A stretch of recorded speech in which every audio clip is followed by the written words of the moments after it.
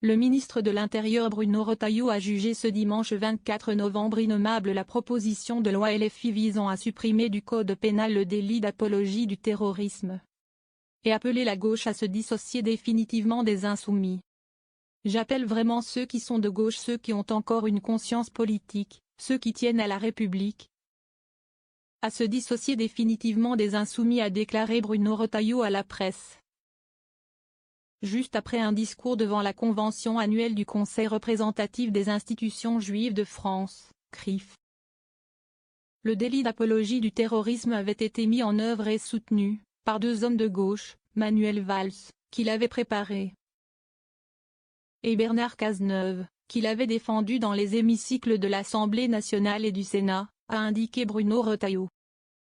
Si est innommable de vouloir le supprimer, a-t-il indiqué, en parlant de la proposition de loi La France Insoumise. Un texte critiqué par le PS. Le texte dénoncé par Bruno Retailleau a été déposé par le député LFI du Nord Ugo Bernalicis et ses collègues LFI. Il veut supprimer le délit d'apologie du terrorisme créé par une loi de 2014.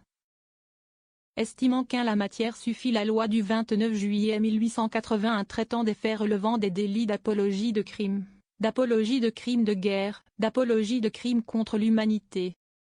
Le premier secrétaire du PS Olivier Faure a déjà critiqué la proposition de loi LFI, estimant qu'il était impératif de protéger les libertés publiques mais aussi de protéger les Français du fanatisme et des appels à la violence et à la haine.